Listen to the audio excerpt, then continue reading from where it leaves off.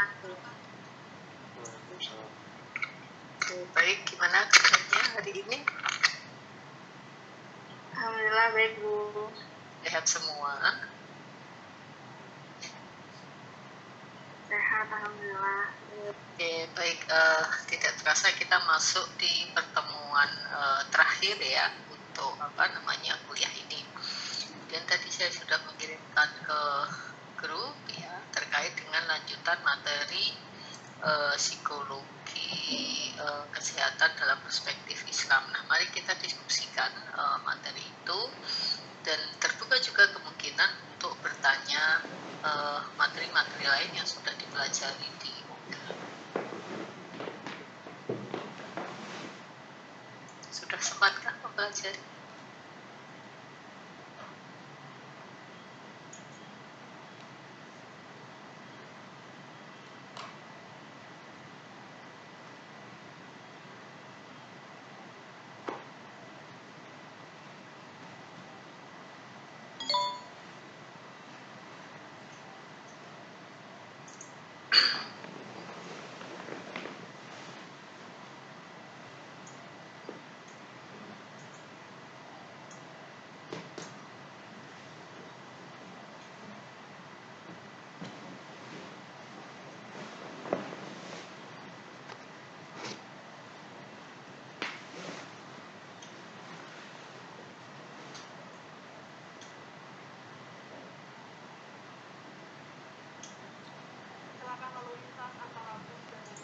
Baik, saya akan jelaskan sedikit ya terkait dengan materi yang tadi sudah saya kirimkan. Mudah-mudahan setelah itu nanti bisa ada diskusi.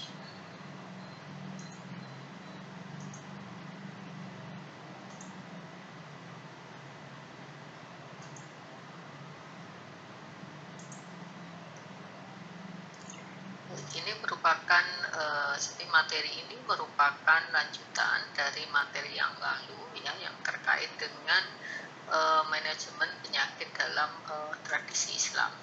Sebentar.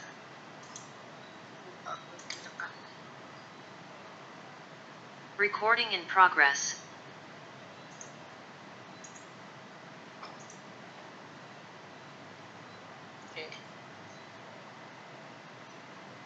Materi psikologi Islami yang hari ini kita bahas merupakan lanjutan dari materi yang lalu ya. Jadi psikologi kesehatan Islami bagian 1 dan ini adalah yang bagian 2. Nah, dalam materi psikologi kesehatan Islami ini gitu ya sudah dipelajari di bagian 1 mengenai pengantarnya, kemudian model biopsikospiritual sosial ya dan stres dan penyakit. Dan hari ini kita akan membahas manajemen penyakit dan juga nanti kaitannya pencegahannya. Nah, manajemen penyakit dalam tradisi Islam ya. Jadi dalam terkait dengan bagaimana seseorang sakit, bagaimana seseorang bersikap ketika sakit, bagaimana manusia menghadapi kehidupan sehari-hari ya. Dalam ajaran Islam kita kenal dengan istilah sabar. Nah, sabar itu sesungguhnya menjadi respon pertahanan psikologis yang dimiliki oleh manusia. Kita diperintahkan untuk bersabar dalam beragam situasi yang kita hadapi dalam kehidupan sehari-hari ya. Jadi kita tahu bahwa sabar ya itu kita jalankan ya ketika kita berhadapan dengan perintah-perintah Allah ya, kita dituntut, diminta, diajarkan untuk memiliki ketaatan dalam mengerjakan perintah-perintah Allah ya, baik itu yang wajib maupun yang sunnah ya, baik yang harus dilakukan maupun yang dianjurkan. Kemudian yang kedua adalah sabar dalam menghadapi larangan ya, dengan ketaatan pula, ketaatan untuk menghindarinya ya, seperti tidak boleh mengkonsumsi khamar ya, kemudian juga ketika kita disakiti, maka ya kita berusaha untuk taat ya, tidak membalas misalnya menyakiti misalnya. Kemudian juga sabar terhadap takdir. Seringkali kita menghadapi beragam peristiwa kejadian dalam kehidupan sehari-hari yang tidak sesuai dengan keinginan kita, tidak sesuai dengan harapan kita. Dalam menghadapi situasi seperti itu, maka kita diajarkan untuk ikhlas menghadapinya. Nah, sabar seringkali dipasangkan dengan syukur. Nah, di dalam perspektif Islam ini, gitu ya, dimensi sabar itu ada 4. Jadi kita diminta untuk bersabar, karena sabar sesungguhnya merupakan kekuatan dan daya tahan jiwa. Jadi di sini sabar itu ya bisa membuat kita gitu ya memiliki kekuatan ketahanan gitu ya untuk menghadapi beragam peristiwa. Ya, karena sabar itu bisa mendatangkan kekuatan. Nah, datangnya bagaimana gitu? Karena ketika kita dihadapkan pada peristiwa-peristiwa yang tidak menyenangkan maupun kita melakukan beragam aktivitas, maka kita dituntunkan untuk senantiasa memohon pertolongan Allah dengan cara bersabar.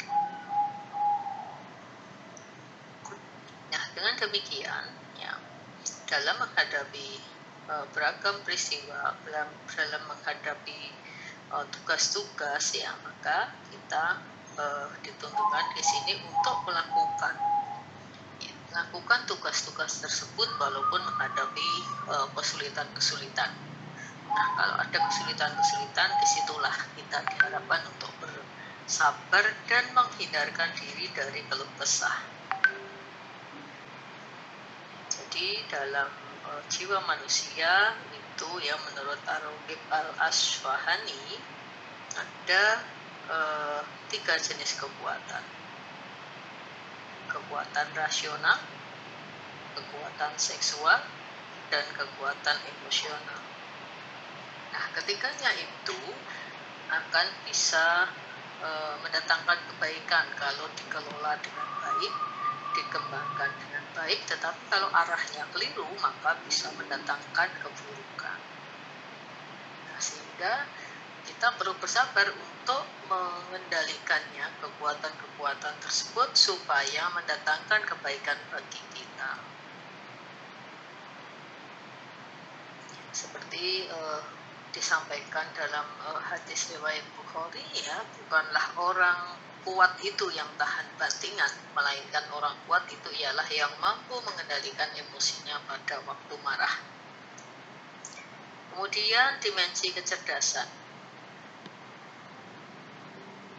Jadi orang-orang yang punya atau bisa bersabar, maka dia dianggap sebagai manusia yang mampu memahami tanda-tanda kekuasaan Allah. Menjadi ciri ulul albab. Jadi orang-orang yang berakal sehat ya, orang-orang yang berakal sehat, orang-orang yang mampu berpikir. Jadi di sini dengan bersabar maka dia berarti sudah memahami pesan-pesan ilahi dan dia bisa menerapkan pesan-pesan tersebut dalam menjalankan kewajiban kepada Tuhannya, juga membina hubungan yang baik dengan sesama manusia maupun dengan alam. Jadi orang yang bersabar adalah yang mampu melakukan tugas kewaliwahan, kemudian juga bersabar dalam menjalani beragam tugas kehidupan. Kemudian dimensi spiritual. Ya, artinya di sini Al-Quran menganggap orang yang sabar memiliki kedudukan yang dekat dengan Tuhan. Jadi cinta Allah itu akan dapat dicapai oleh orang-orang yang bisa menampakkan ketabahan, kesungguhan gitu ya dalam menghadapi perkara-perkara yang berat ya, karena lillahi ta'ala. Jadi di sini ya Al-Quran mengingatkan bahwa kesabaran itu akan hanya bisa dicapai karena pertolongan Allah semata-mata.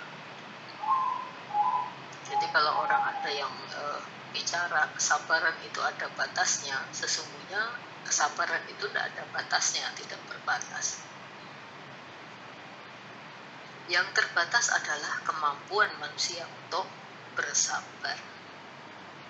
Ya, kemudian dimensi yang berikutnya adalah dimensi sosial. Dalam dimensi sosial ini bahwa manusia bersabar itu bertujuan untuk mengatasi kesulitan ya, dalam mewujudkan kemaslahatan manusia. Jadi ketika kita mengajak orang pada jalan kebaikan, ya mungkin menjalankan tugas ya seperti jadi guru, ya mengajar, kemudian bekerja dan sebagainya, itu semuanya tentu akan menghadapi beragam kesulitan ya, dan tugas-tugas yang dilakukan itu padahal bertujuan untuk mengajak manusia kepada kebaikan. Nah, kemudian dimensi lain, ya saya belum menambahkan di sini, ada satu yang kelewat yaitu dimensi moral. Jadi sabar menurut tuntunan Al-Quran memiliki landasan moral yang kokoh. Ya, artinya bahwa penerapan nilai-nilai kesabaran harus selaras dengan petunjuknya.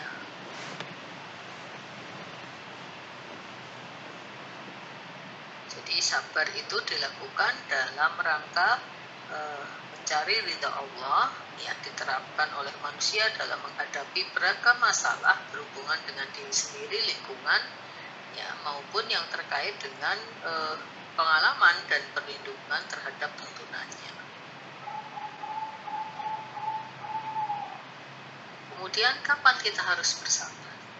Ya, jadi ketika menghadapi cobaan dan bencana, ya, kemudian kita diuji dengan penyakit, ya. Kemudian juga sabar dalam menghadapi kematian. Ya. Jadi dalam kehidupan sehari-hari kita sering menghadapi ya kematian kerabat, ya keluarga, dan mungkin kelak juga kita akan sampai pada tahap itu. Sehingga dalam beragam situasi ini diharapkan kita tetap bisa memelihara ketaatan kita kepada Allah, menghindari larangan-larangannya, dan ikhlas menerima takdirnya. Ya, jadi sehingga kita bisa menghadapi beragam situasi ini dengan sikap sabar. Kemudian bagaimana Islam memandang penyakit?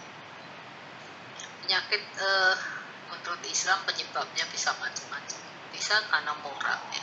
Penyakit hati, ya itu disebabkan karena moral. Kemudian bisa juga karena patologis, ya, jadi kondisi fisik yang memang sakit. Ya, tapi juga bisa merupakan gabungan dari moral dan patologis. Nah, karena moral itu merupakan penyakit hati, maka nanti pengobatannya juga bagaimana kita mengobati penyakit hati ya. Tentu yang dituntunkan dalam Islam adalah melakukan pembersihan jiwa ya, tazkiyah nafs ya. Kemudian kalau kaitannya dengan fisik ya, maka kalau kita mengalami penyakit-penyakit fisik, maka akan ada keringanan-keringanan yang diberikan Allah dalam menjalankan ibadah. Misalnya sholat bisa dikosor, kemudian bisa digabung gitu ya. Kemudian puasa ya ada keringanan, misalnya mengganti di waktu yang lain. Ya, bahkan pada orang yang sudah lansia karena kondisi fisik yang sudah sangat menua, ya puasa bisa digantikan dengan membayar fidyah. Nah, tapi prinsip dasar yang penting dipahami bahwa dalam Islam ya penyakit itu selalu ada pengobatannya. Kemudian bagaimana manajemen penyakit kronis? Jadi kuncinya sebetulnya dalam memanajemen penyakit baik kronis maupun terminal adalah memilih teknik yang sesuai dengan akidah Islam. Nah, ini akan bisa berlangsung ya bila di sini ada perilaku menerima penyakit, menerima takdir, tetap berikhtiar mencari pengobatan, mencari pengetahuan terhadap mengenai penyakit yang diderita sehingga dapat berperilaku yang tepat, ya, memperbanyak zikir dan doa serta tidak berkeluh kesah dan melakukan muhasabah, melakukan perenungan ya tentang makna hidup. Kemudian perlu dukungan terhadap orang sakit, ya, dukungan psikospiritual bisa dilakukan dengan menjenguk, memotivasi dan mendoakan serta juga dukungan material. Nah, untuk manajemen penyakit terminal, di sini manajemen perilaku pasien dan juga dukungan keluarga. Ya, yang penting jangan meminta mati walaupun sudah menderita penyakit yang serius. Ya, kemudian mulai minta maaf, berwasiat, menyampaikan amanah, ya, berdoa dan membaca kalimat thayyibah. Kemudian keluarga juga diharapkan menuntunkan, ya, membaca kalimat tauhid dan thayyibah, kemudian membacakan surat Yasin, mendoakan, menghadapkan tubuh ke kiblat, yang menutupkan mata bila meninggal dan menyampaikan wasiat. Nah, untuk mencegah terjadinya penyakit ada promosi perilaku sehat dalam Islam, ya, yang menjadi dasar utama sebetulnya terbangunnya kebiasaan-kebiasaan sehat yang sudah menjadi ritual dalam Islam. Ya, pengakuan keimanan, sholat, puasa, zakat dan haji. Ya, kalau ini semua dilakukan, ya, kita bisa mencari kajian-kajian bahwa di balik semua perintah ini mengandung unsur kesehatan. Kemudian perilaku mendorong kebersihan. Ya, jadi kita, ya, sudah diajarkan bahwa kebersihan itu sebagian dari iman misalnya. Ya, meskipun lingkungan kita belum tentu lingkungan yang bersih, banyak orang masih membuang sampah semaunya. Nah, perilaku mendorong kebersihan ini, ya, bisa diterapkan dalam pengaturan makanan. Kemudian juga kita dalam berolahraga, ya, untuk membersihkan diri dari penyakit-penyakit, ya, di sini. Kemudian juga menjaga kebersihan tubuh, kebersihan lingkungan, ya, menjaga keselamatan dan manajemen waktu. Kemudian perilaku kompromi dengan kesehatan, ya, di sini ada konsumsi kamar dan obat-obatan terlarang, termasuk juga nanti perilaku-perilaku yang tidak mendukung, ya, tercapainya kesehatan. Nah, dipentingkan pendidikan kesehatan, baik itu pendidikan kesehatan secara umum, ya, maupun pendidikan seks dalam perspektif Islam. Oke, demikian materi terakhir untuk kuliah kita. Kalau ada hal yang ingin ditanyakan, dipersilakan.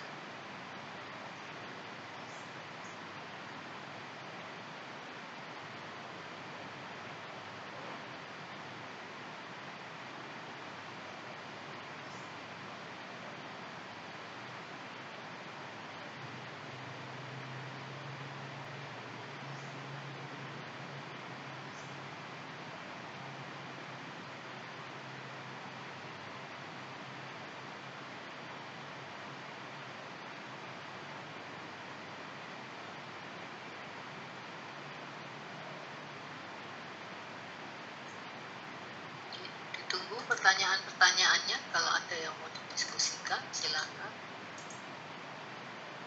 Izin bertanya, Ibu. Oke. Tadi kan kata Ibu, orang yang sabar itu orang yang dekat dengan Tuhan, memiliki religius yang baik dan bisa mengontrol emosi dengan baik. Nah, ada pernyataan bahwa sabar itu ada batasnya, sudah tidak bisa menerima kenyataan dan sudah mencapai batas kesabaran itu apa yang terjadi sama orang tersebut, Bu? Kenapa sudah tidak bisa menerima kesabarannya lagi?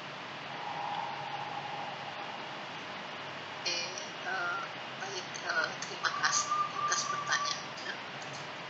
Dari teman-teman adakah yang mau memberikan tanggapan dulu?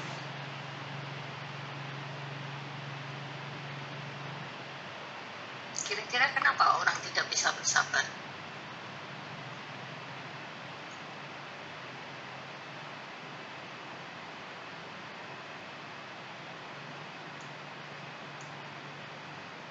orang menjadi tidak bersabar karena dia ingin gitu ya, semua keinginannya, harapannya, maunya itu terwujud seperti yang dia harapkan.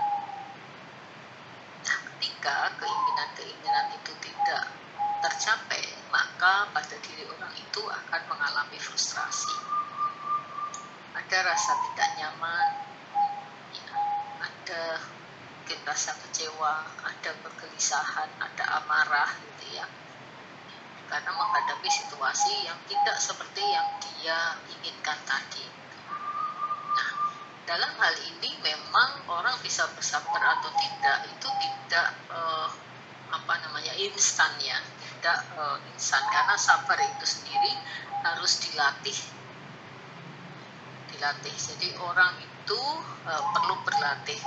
Semakin orang bisa berlatih, maka kemampuan atau keterampilan orang tersebut akan meningkat.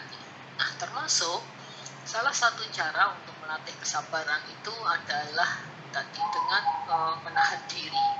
Ya, ketika ada keinginan, tidak setiap keinginan langsung dituruti. Coba ditahan dulu, ditunda dulu. Atau mungkin kalau itu hal yang tidak penting, ya diabaikan dan dilupakan dan tidak dipenuhi keinginan itu. Pasti akan ada rasa tidak nyaman. Tetapi perlu belajar bagaimana mengelola ketidaknyamanan itu.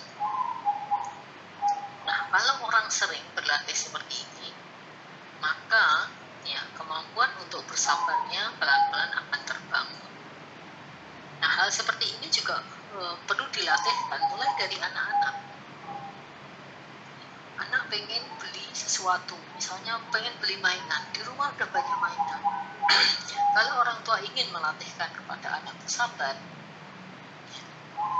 ya tidak usah dituruti. Nanti anaknya akan nangis, marah-marah, tidak apa-apa. Ya, yang penting diajarkan bagaimana mengelola amarah itu, bagaimana mengelola rasanya tidak nyamannya. Dengan demikian anak kemudian akan belajar ya, berlatih mengelola kondisi tidak nyaman. Nah, kalau ini dilakukan secara bertahap terus-menerus gitu ya, maka keterampilan mengelola amarah, mengelola rasa kecewa itu akan meningkat. Toleransi dia terhadap frustrasi juga meningkat. Dan ini yang membuat kemampuan orang bersabar menjadi lebih baik. Nah, jadi kenapa ada orang yang tidak bisa bersabar? Ya, karena dia tidak terlatih. Misalnya sejak kecil kalau punya kemauan selalu dituruti, tidak pernah diturutinya, sehingga begitu dewasa punya keinginan tidak dituruti, ya dia akan marah luar biasa. Tidak tahu bagaimana cara mengelola rasa tidak nyamannya, rasa frustasinya, karena memang tidak dikembangkan sejak dini. Jadi seperti itu menurut saya kalau dari perspektif psikologi ya.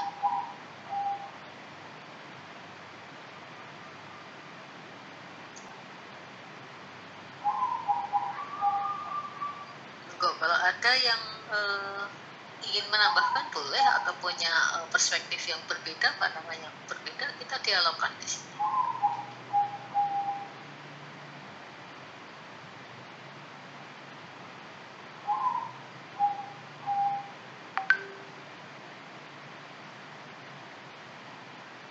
Oke, masih ada pertanyaan berikutnya atau tanggapan terhadap jawaban saya? Sudah cukup Ibu, terima kasih. Ya, sama-sama.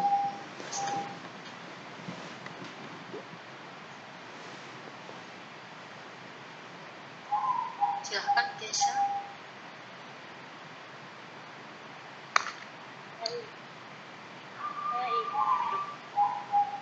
Orang yang selalu bersabar. Dirinya merasa tidak puas. Jadi dirinya menyalahkan diri. Tidak dapat mencapai goals.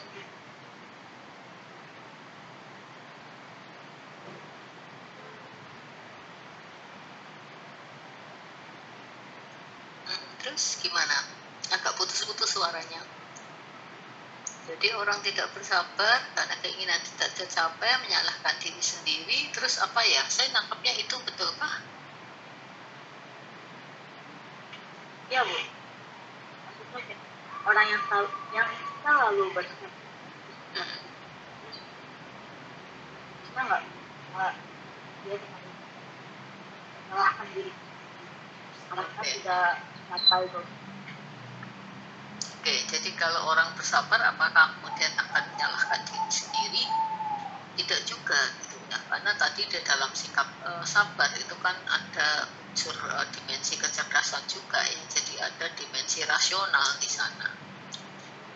Jadi ketika orang berpikir secara rasional, misalnya terhadap suatu kejadian yang tidak diinginkan yang muncul dalam kehidupannya, ya sikap rasionalnya juga akan digunakan di situ.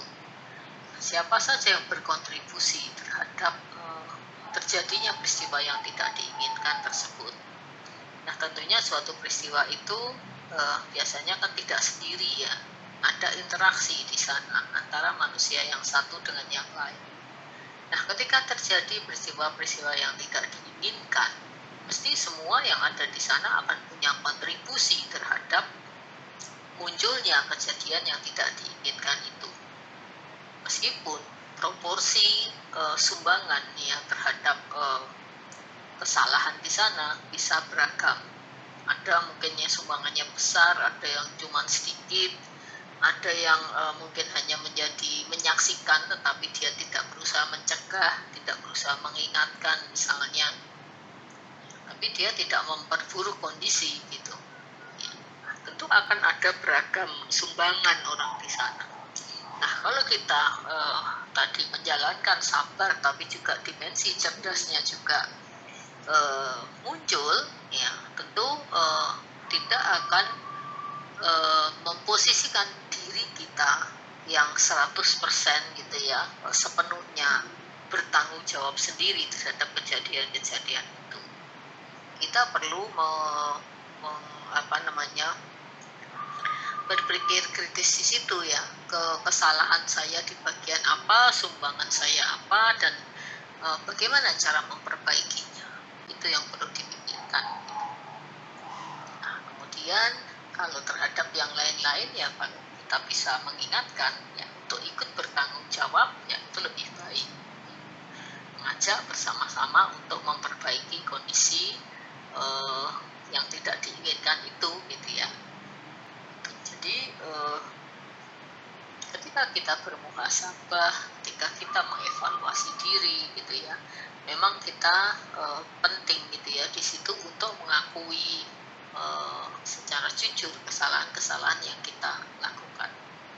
Tapi jangan kemudian berhenti di situ, karena kalau hanya menyalahkan diri sendiri itu bukan tindakan yang solutif juga. Masalah tidak akan membaik dengan kita menyalahkan diri saja.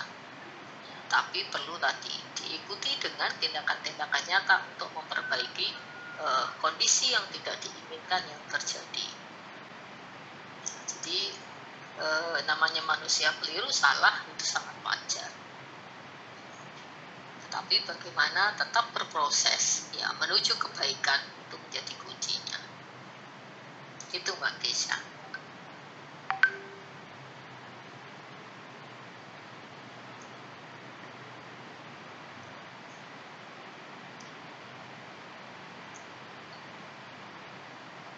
Kalau ada tanggapan atau pertanyaan berikutnya.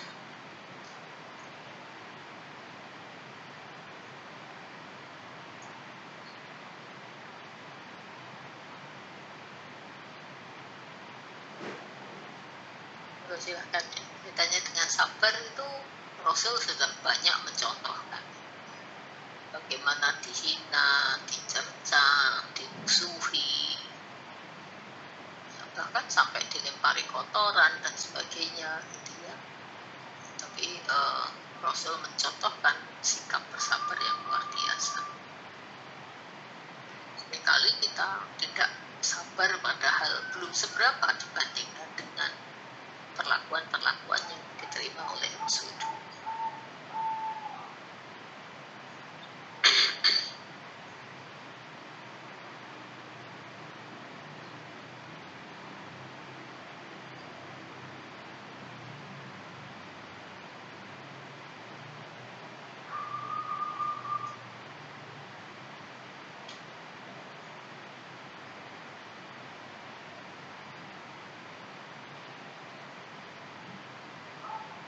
izin bertanya Bu.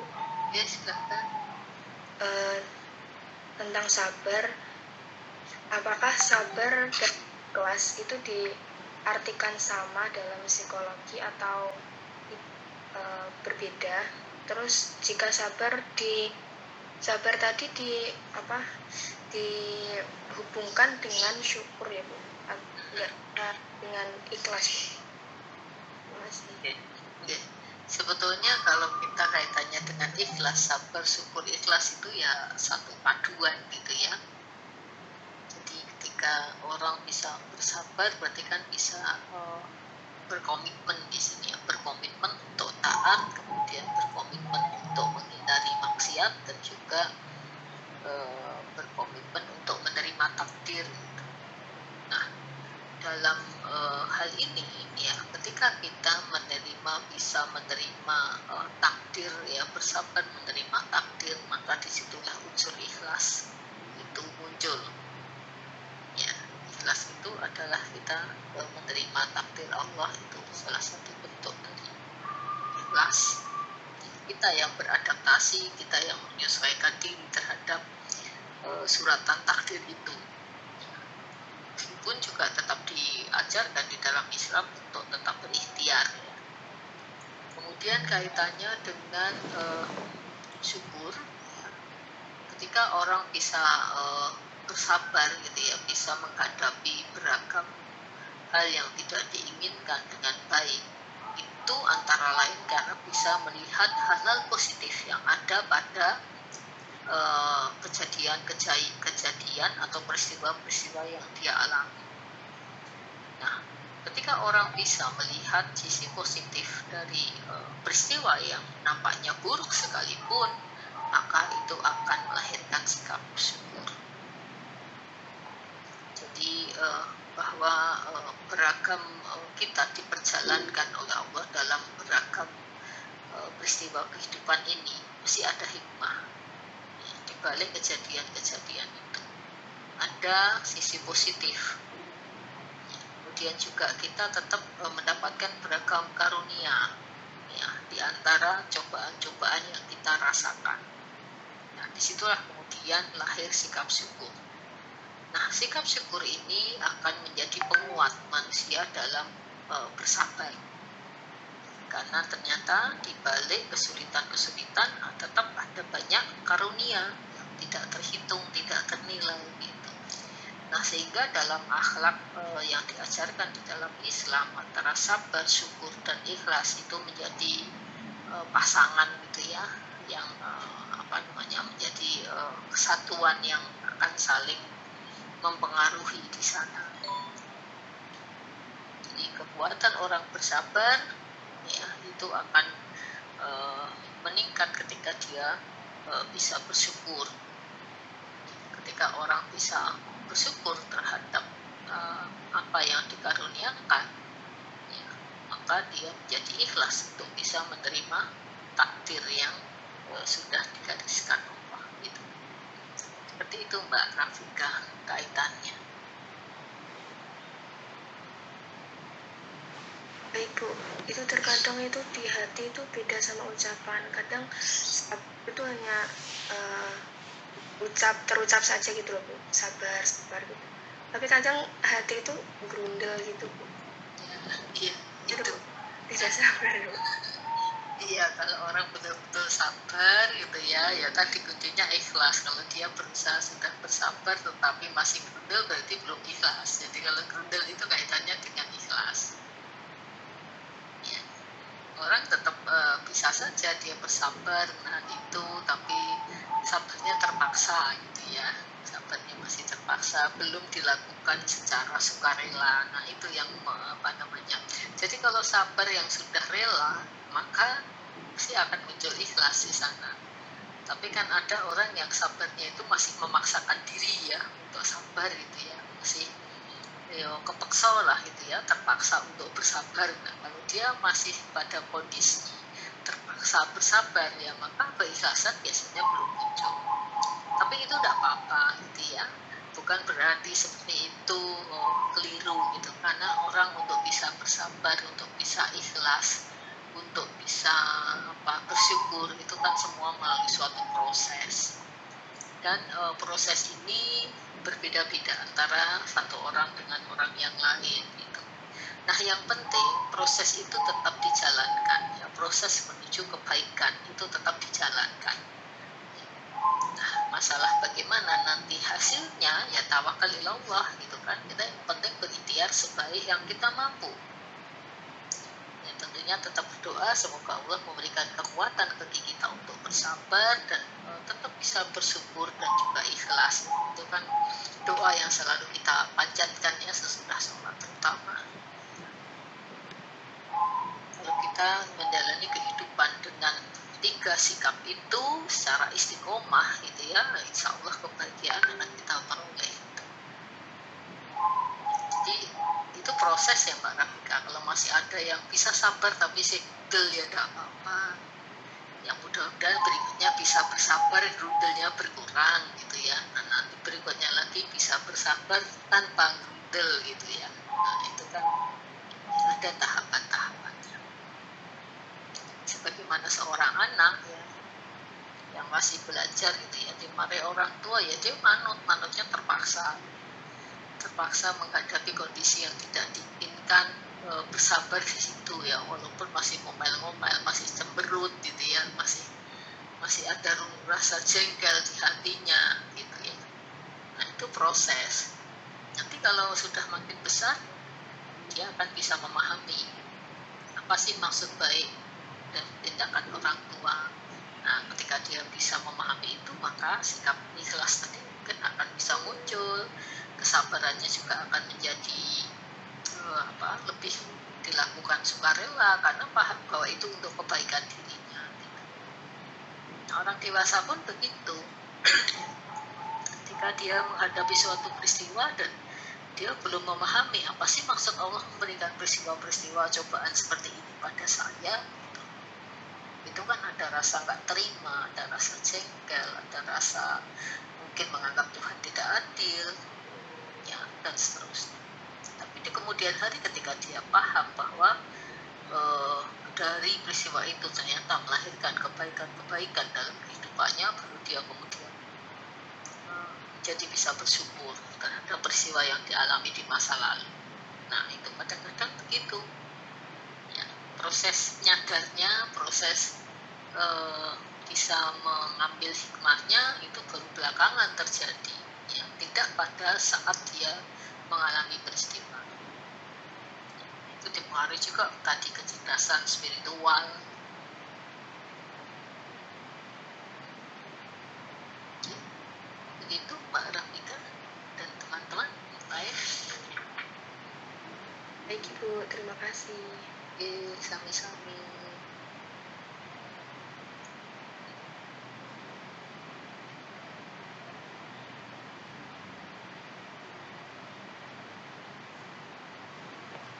Kalau kita bisa menganut pemikirannya orang-orang sufi itu kan kalau tidak diuji oleh Allah itu malah mereka bersedih karena merasa kalau Allah tidak memberikan ujian atau cobaan-cobaannya, mereka merasa ya khawatir dilupakan oleh Allah. Dan ketika dihadapkan pada beragam ujian itu ya, mereka merasa bahwa Allah sedang mendekatkan mereka kepadanya. Nah, sehingga mendapatkan ujian atau cobaan itu, nah, itu justru menjadi salah satu kebahagiaan gitu kan, berarti dia bisa selalu mendekatkan diri kepada Allah dan tidak jadi lupa pada Allah. Nah, itu yang dijalani oleh orang-orang sufi.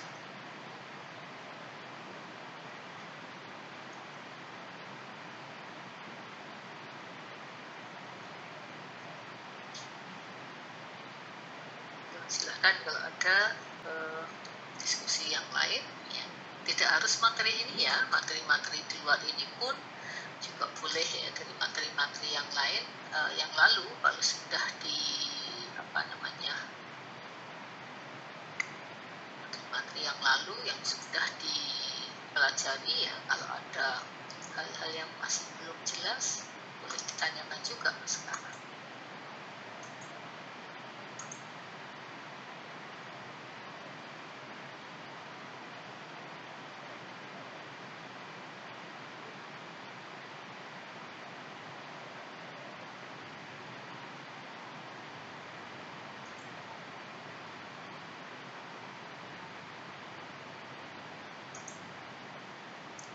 Masih adakah yang mau bertanya?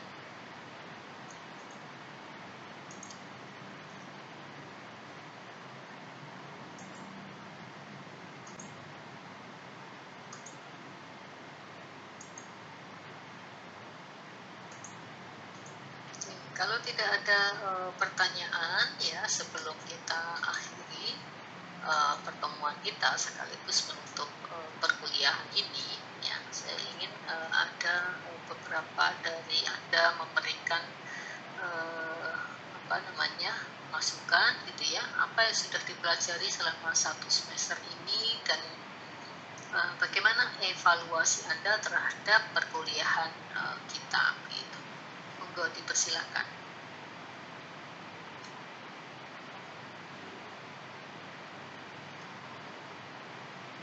Silakan perwakilan dari kelas, beberapa orang, monggo.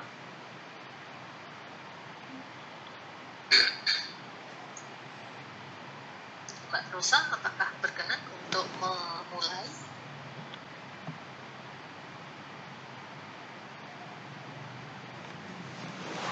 Mulai evaluasi perkuliahannya?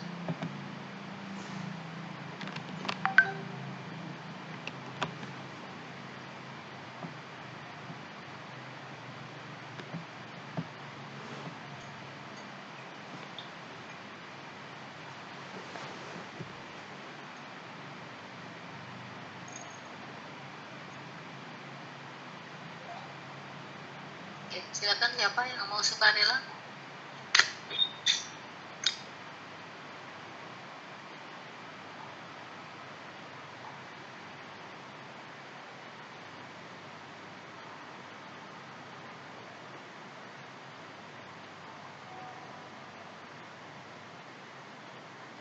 Recording stopped. Oke, silakan kalau ada yang mau memberikan masukan.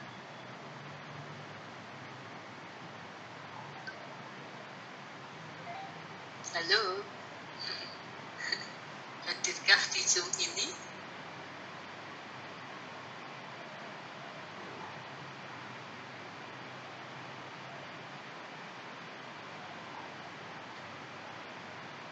Saya Ibu. Oke, monggo silakan Wahyu.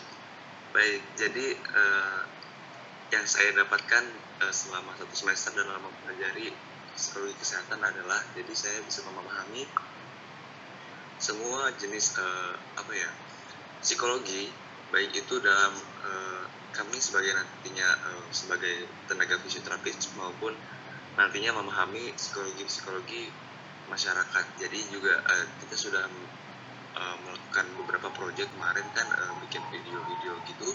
Nah, dari situ kita bisa tahu bahwa kita perannya tidak hanya sebagai tenaga kesehatan yang bekerja sebagai fisik, kita juga berperan dalam mempromosikan cara-cara untuk meningkatkan kualitas hidup di dunia kesehatan. Terus juga kita bisa memahami bahwa kesehatan itu tidak hanya dari fisik, namun juga dari mental. Jadi harus ada keseimbangan di antara fisik dan mental untuk mencapai kualitas kesehatan seseorang. Jadi mungkin itu aja sih Bu dari saya. Oke, terima kasih Wahyu. Terima kasih. Jadi melengkapi ya pengetahuan mungkin yang diperoleh dari fisioterapi ya. Mungkin kalau dari fisioterapi lebih banyak ke bagaimana kondisi fisiologis gitu kan, fungsi-fungsi fisiologis itu terjadi seperti apa, kalau ada penyakit, ada rasa sakit itu karena apa, dan bagaimana memulihkannya gitu ya, melalui mungkin beragam metode atau teknik-teknik secara medis. Nah, dengan dilengkapi psikologi kesehatan, mudah-mudahan nanti juga bisa membuat ya konten-konten edukasi terkait dengan fisioterapi. Itu kan juga bisa diedukasikan. Ya, misalnya melakukan peregangan, kalau untuk mengatasi karena terlalu banyak di depan komputer, misalnya peregangannya harus seperti apa gerakannya. Kemudian misalnya stimulasi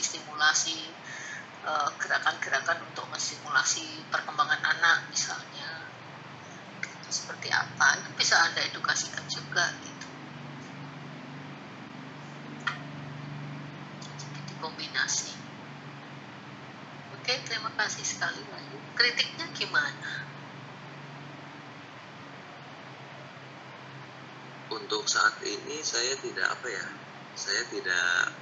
merasakan ada mungkin tidak kekurangan gitu, karena saya merasa dalam mengikuti pembelajaran cukup menarik, karena kita belajar di sini tidak hanya mendengarkan materi tapi juga mendengarkan saran-saran atau mungkin masukan-masukan dari teman-teman semua.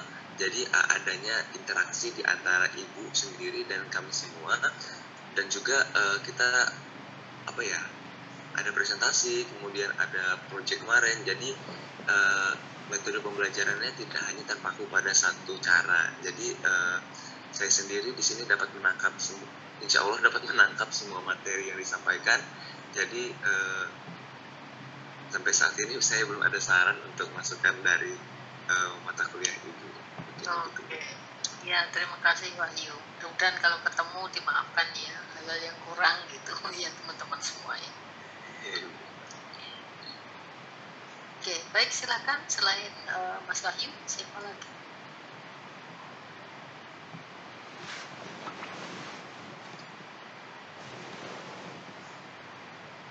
Nampaknya mengerjakan proyek menjadi sesuatu yang mengesankan ya, kalau dari feedback tadi.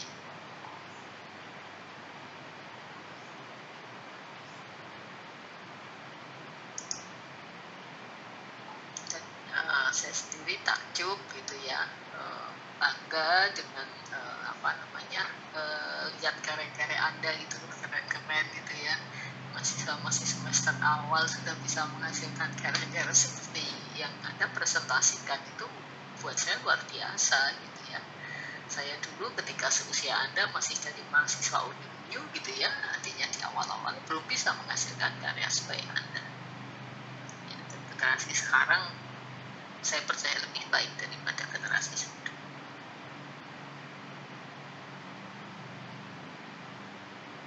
Terutama kalau generasi sekarang penguasaan teknologinya itu ya keren ya. Jadi generasi milenial ya berbeda dengan generasi kolonial ya. Kalau saya kan generasi kolonial, generasi jadul. Oke, baik, masih ada satu lagi ya sebelum kita tutup.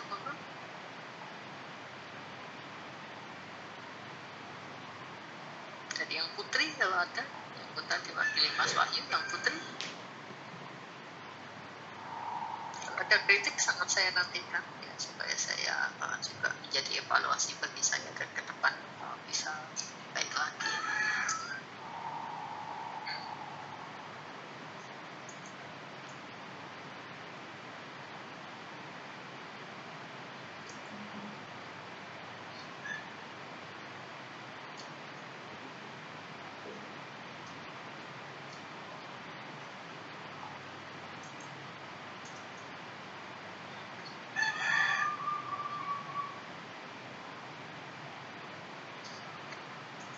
Ada? Oke, Mbak Dinda, silakan. Assalamualaikum Bu. Waalaikumsalam. Mungkin di sini saya mewakili teman-teman saya mengucapkan terima kasih untuk Ibu Sri Lestari selama 1 semester ini telah memberikan materi yang sangat luar biasa kepada kami. Semoga kebaikan Ibu dibalas oleh Allah Subhanahu wa Ta'ala, dan semoga kita bisa berjumpa di lain waktu, Bu. Terima kasih atas semuanya. Terima kasih Mbak Dinda. Sudah? Cukup, Bu. Oke, baik. Baik, terima kasih Mbak Dinda dan teman-teman ya. Bisa saja ini merupakan pertemuan terakhir kita secara formal di kelas gitu ya. Dan mohon maaf kalau selama mengampu mata kuliah ini masih ada banyak kekurangan di sana sini gitu ya. Dan saya berharap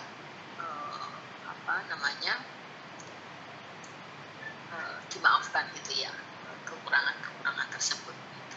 Kemudian kalau suatu saat Anda memang misalnya mengerjakan tugas proyek apa yang nyerempet-nyerempet psikologi gitu ya, dan Anda membutuhkan bantuan, ya, silakan kontak saya. Ya, Anda bisa mengirimkan email ya ke saya, atau Anda bisa kontak gitu ya, melalui WA ya, kan semua sudah punya ya email dan WA. Jadi monggo gitu ya, kalau sesudah kuliah ini berakhir ya, misalnya ada kegiatan apa yang membutuhkan bantuan ya, dengan senang hati saya membantunya.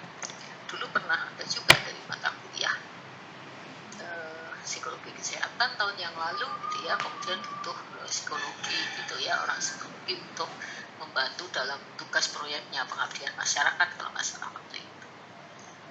Nah ketika itu saya kebetulan pas tidak bisa membantu, tapi saya hubungkan dengan alumni psikologi gitu ya, yang saya kenal dan bersedia membantu gitu. Nah, jadi mudah-mudahan silaturahmi kita tidak berhenti sampai di sini. Kita tetap bisa berkolaborasi di masa-masa yang akan datang ya, untuk tadi melakukan edukasi kesehatan, promosi perilaku sehat di masyarakat ya, bersama-sama gitu. Oke, terima kasih banyak atas perhatian, kerjasama, partisipasinya selama kuliah 1 semester ini. Ya, mohon maaf kalau ada hal-hal yang kurang berkenan gitu. Terus terakhir nanti untuk ujian ya, saya masih akan menggunakan format kemungkinan di psikologi ya, nanti psikologi atau nanti di open learning gitu. Oke, kita akhiri bersama kuliah ini dengan membaca hamdalah.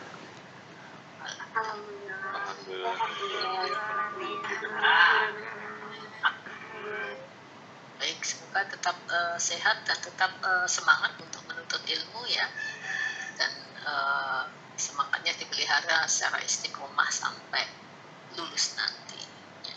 Oke, wassalamualaikum warahmatullahi wabarakatuh. Waalaikumsalam warahmatullahi wabarakatuh.